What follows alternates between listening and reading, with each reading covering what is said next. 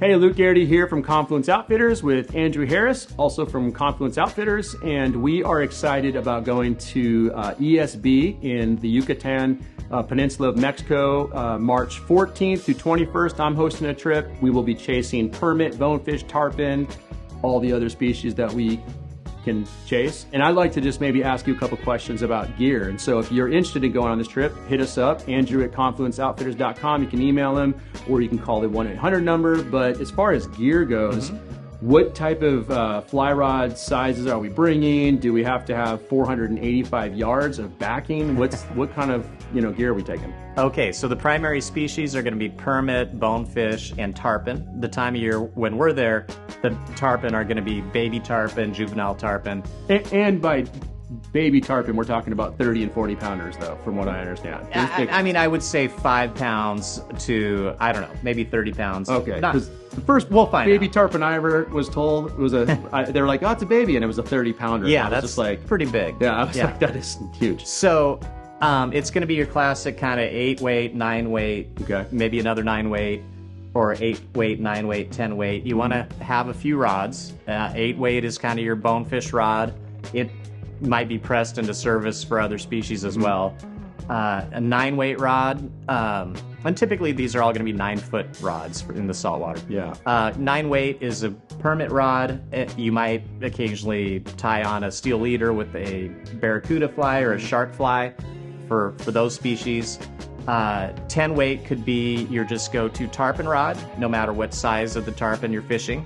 Some of the smaller tarpon you could definitely occasionally throw to them with an 8 or a 9 as well. Okay. But I'm going to bring, since I have multiple rods, I'll probably bring an 8, 9, and a 10. Maybe an extra 8 or extra 9 in case something happens. Yeah. But as can happen. But floating lines for the most part. And there I would take your specialty fly shop's recommendation on what lines to buy. There's special saltwater lines that are geared for the warm conditions. Probably don't want to bring like your 8 weight steel heading line. Yeah. That will get a different line. That will just melt. I've done that before. Right. Like that. So. Yeah, and that's bad when your line melts. Yeah. We don't want that. Yeah. Okay. So, and we're I guess casting wise, with these lines, weight forward lines, you're wanting to shoot.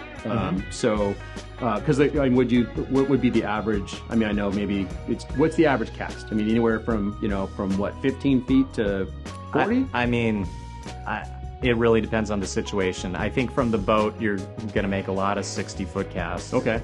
But a lot of, especially with bonefish, a lot of the time when you hook up, it's on a considerably shorter cast. Like, 20 feet in front of you sometimes. Sometimes. Yeah. And with permit, it can be all over the map. I mean, it can be a hero cast and, an 80-foot cast. I've heard about those. Yeah, right. I've heard about those. Yeah. Or, I mean, the permit are infamous for kind of moseying around and just really milling about. And so sometimes by the time you get the shot, the permit might be 60 feet or 50 feet away. Yeah, because they're kind of sometimes working towards you maybe. Yeah. So, okay. Reels, you want to have a good, strong drag system, though. Right. You want to make sure that your reel is maybe bigger than you think it needs to be, because you do not want to run out of drag when you hook up one of these big fish, no matter what species.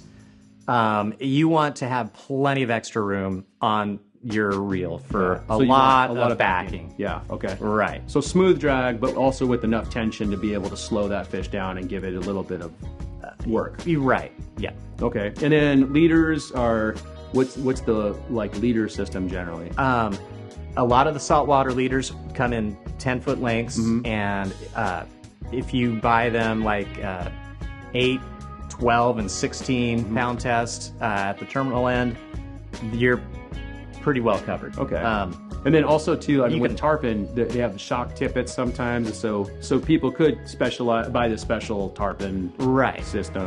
So when I've been with guides in the saltwater tarpon fishing, oftentimes they just want give me this 4 feet of 40-pound flat mono. Okay. Sometimes they want to rig up a class tippet leader, like a 20-pound tarpon leader that has really heavy shock tippet, where the fish is going to bite it. That might be 80 or 100 pounds, but in case you need to break your line, you don't want to have to break 100-pound line. So the rest of the leader's actually lighter. So you're probably going to bring some typical saltwater tapered leaders, 8, 10, 12, 14, 16 pound range, and then maybe a couple specialty tarpon leaders. Yeah, and then probably just some flat mono, and like 40-pound is a good thing to have. And then definitely a good thing to have some bite tippet for sharks and barracuda. Yeah, because we found that in the Bahamas, that was a necessary thing to have. You'd have to have the wire leader or, hard bite tippet or whatever you call it. Okay. And so then as far as flies go, there's gotchas that are the shrimp patterns. There's also going to be crab patterns.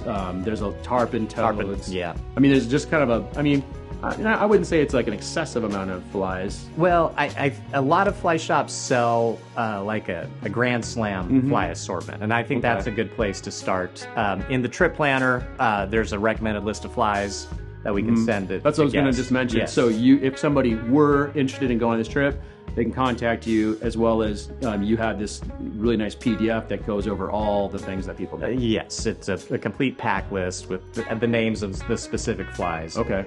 And you could just take that into your local fly shop, and they could hook you up. Okay. Sure. Cool. Last question I got for you then. So you have done both fishing from the boat as well as wading, walking and wading. What do you prefer, and why?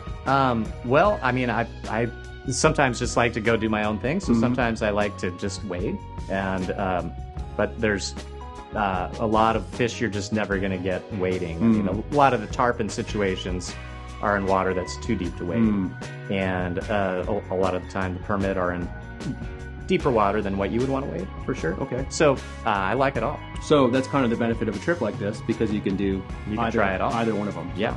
Cool. All right. Well, if somebody's interested in going on this trip, they can hit you up, and then we'll let you know more details. Yeah.